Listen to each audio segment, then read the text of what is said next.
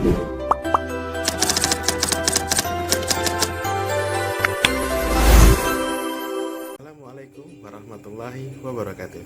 Salam persatuan. Kami adalah kelompok 3 peserta Lansar CPNS Angkatan 44 tahun 2022 Pemerintah Kabupaten Sanggau. Kami beranggotakan 10 orang, di antaranya Astri Nova Imelja, Carolina Sentirianita Manulang, Fedri Grau, Firti Farlianti, Maya Kurniasari, saya sendiri Nuraga, Paula Setiti Sunarto, Rahmadi Madia Reforma, Seli Kusmajaya, Thomas Aquino Tambah, di mana materi yang kami bahas yaitu pra-analisis identifikasi isu korupsi dengan metode pentahelix. Kemudian analisis isu, yaitu menganalisis akar masalah dengan metode Fishbone dan SWOT. Kemudian menapis isu, yaitu dengan pemecahan isu korupsi menggunakan metode USG. Kemudian rekomendasi penyelesaian isu, yaitu dengan metode tabel.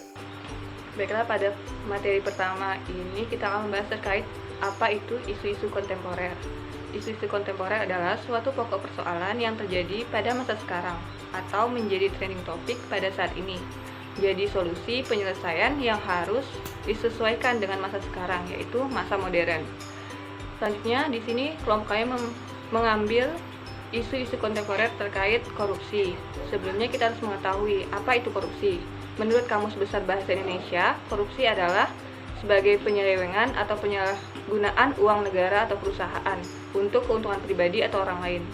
Berdasarkan Undang-Undang Nomor 39 Tahun 1999, korupsi adalah tindakan setiap orang yang melawan secara hukum melakukan perbuatan memperkaya diri sendiri atau orang lain, atau suatu korporasi yang dapat merugikan keuangan negara ataupun perekonomian negara.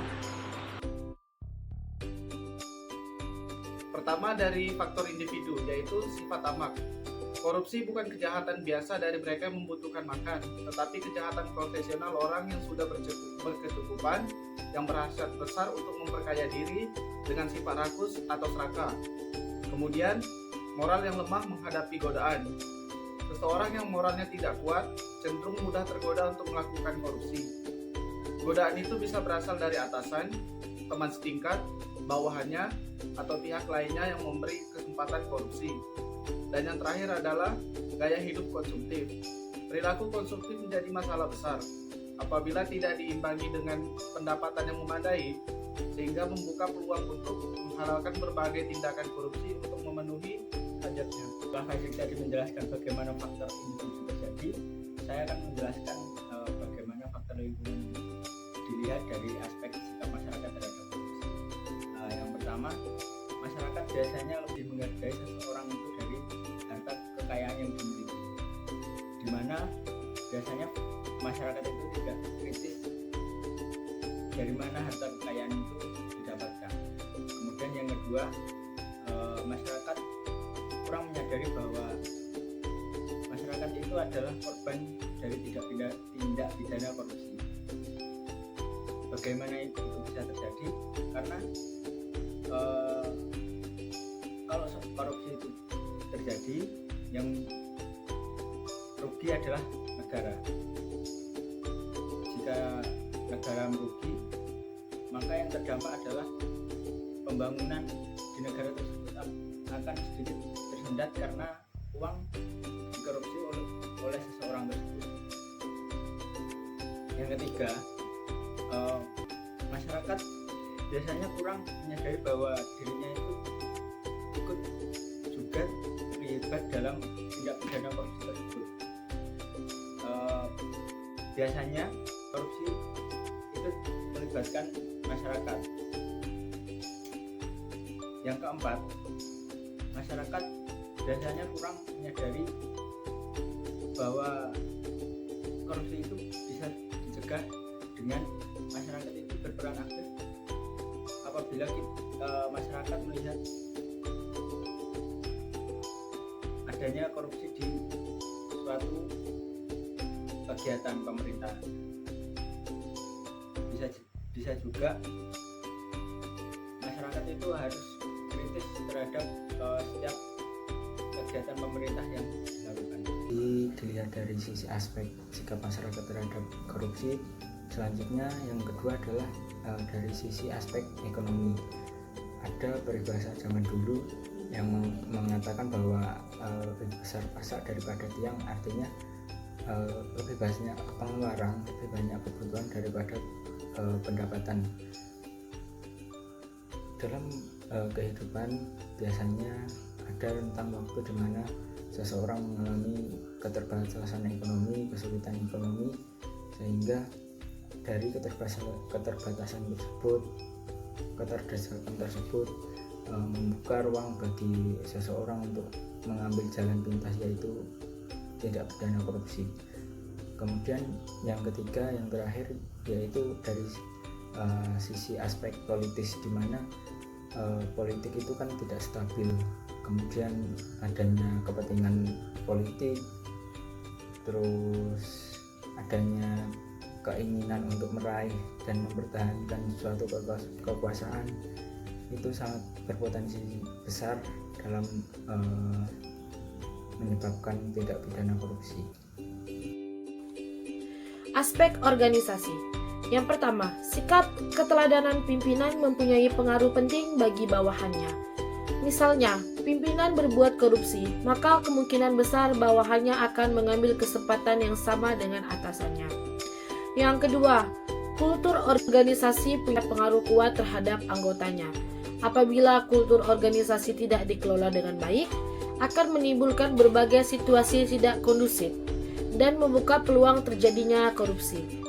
Yang ketiga, kurang memadainya sistem akuntabilitas institusi, belum dirumuskan visi dan misi dengan jelas, dan belum dirumuskan tujuan dan sasaran yang harus dicapai, berakibat instansi tersebut sulit dilakukan penilaian keberhasilan untuk mencapai sasarannya. Akibat lebih lanjut adalah kurangnya perhatian pada efisiensi penggunaan sumber daya yang dimiliki. Keadaan ini memunculkan situasi organisasi yang kondusif untuk praktik korupsi. Yang keempat, kelemahan sistem pengendalian dan pengawasan, baik pengawasan internal atau pengawasan fungsional dan pengawasan langsung oleh pimpinan, dan pengawasan bersifat eksternal atau pengawasan dari legislatif dan masyarakat, membuka peluang terjadinya tindak pra-analisis isu korupsi menggunakan metode pentahelik. Metode pentahelik adalah suatu bentuk atau cara mengatasi masalah atau pengembangan program dengan melibatkan pihak-pihak dari berbagai sektor. Metode ini berfokus pada kolaborasi antara pemerintah bersama pemangku kepentingan lainnya hingga masyarakat. Dengan metode ini, dengan cara mengklasifikasikan masalah korupsi berdasarkan stakeholder. Sektor yang pertama yaitu dari sektor pemerintah. Kurangnya tingkat penyelesaian penyidikan korupsi dengan kategori mega korupsi yang semakin hilang beritanya, serta kurangnya pencegahan praktek korupsi di bidang perizinan, ekspor-impor, pelayanan publik yang berhubungan langsung dengan masyarakat. Dari sektor masyarakat, masalahnya adalah rendahnya pengetahuan dan sikap masa bodoh sebagian besar masyarakat terhadap upaya pemberantasan korupsi. Selanjutnya, dari sektor akademisi, masalah adanya kurangnya pendidikan moral dan soft skill terkait dengan pembekalan dan pengajaran karakter jujur, integritas, tanggung jawab, serta etika dalam lingkungan berbangsa dan bernegara.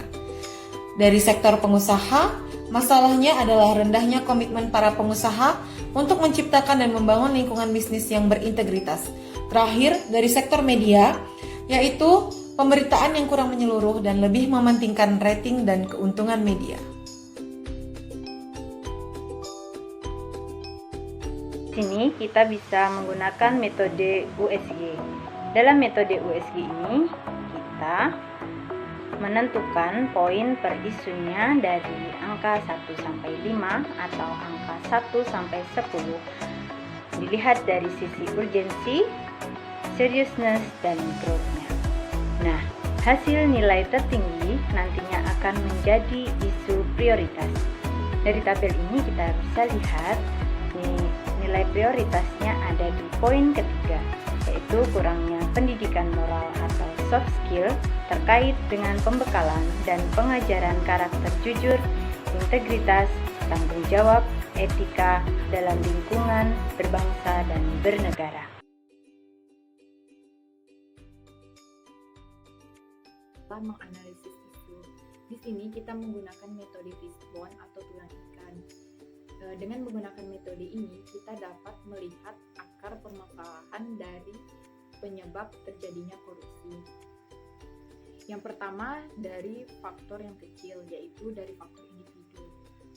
Adanya sifat serakah sama rendahnya soft skill itu menjadi penyebab terjadinya faktor penyebab korupsi secara individu. Kemudian dari faktor lingkungan, dianggap hal biasa dan berkembangnya kegiatan korupsi itu juga menjadi penyebab faktor korupsi dari lingkungan. Kemudian dari sisi faktor organisasi, keteladanan pemimpin serta manajemen yang menutupi, dan dari faktor aturan, adanya kelemahan perundang-undangan serta kurangnya tingkat penyelesaian penyidikan menjadi penyebab faktor korupsi. SWOT ini ada 4, yaitu kekuatan, kelemahan, peluang, dan tantangan. Oke, yang pertama kita membahas tentang masalah kekuatan. Kekuatan kita untuk analisis isu masalah ini adalah bagaimana untuk mengatasi masalah korupsi ini adalah pemerintah memegang kekuasaan penuh dalam perumusan kebijakan terkait hukuman kepada koruptor. Yang kedua adalah lembaga instansi. Lembaga instansi di sini kita bisa ada KPK, BPK, yang dimana mengawasi dan mengatur bagaimana pengelolaan dan penggunaan dana dalam pelaksanaannya. Sedangkan yang kedua adalah kita membahas masalah kelemahan. Kenapa terjadi korupsi? Karena kurangnya koordinasi antara stakeholder terkait penyuluhan tentang dampak korupsi kepada masyarakat. Yang kedua adalah pengawasan yang kurang. Kadang dalam pelaksanaan itu kurang ada untuk memverifikasi atau mengaudit tentang penggunaan dana-dana tersebut. Yang ketiga adalah rendahnya kesadaran akan pentingnya pendidikan atau peningkatan soft skill pada individu maupun organisasi atau kelompok.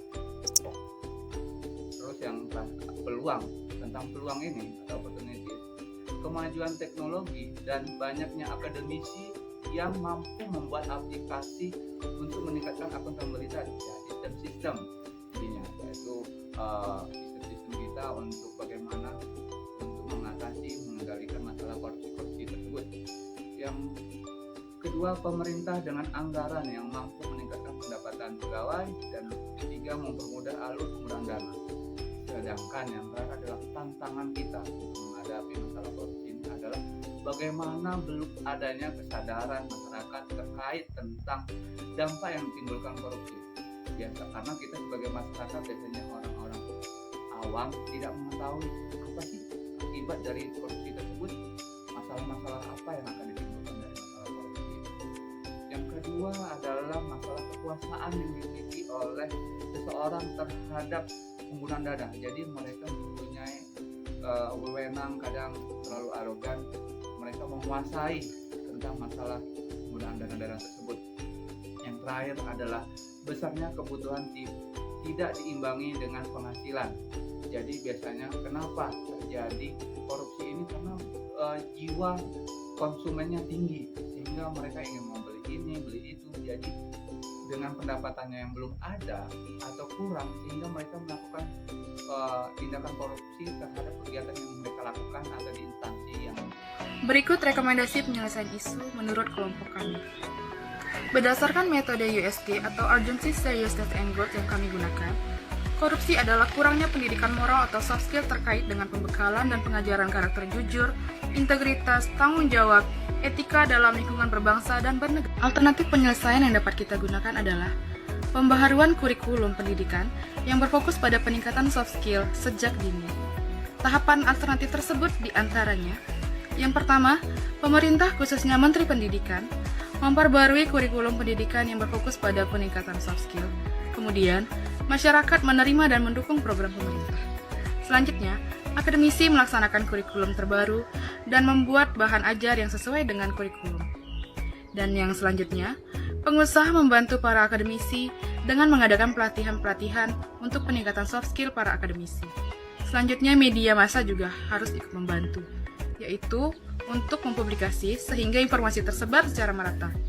Dari sekian tahapan alternatif ini, hasil yang diharapkan adalah terciptanya calon pemimpin dan penerus bangsa yang berintegrasi, jujur, bertanggung jawab, dan beretika dalam lingkungan berbangsa dan bernegara. Dan di sini juga diharapkan semua pihak terlibat, yaitu pemerintah, masyarakat, akademisi, pengusaha, dan media.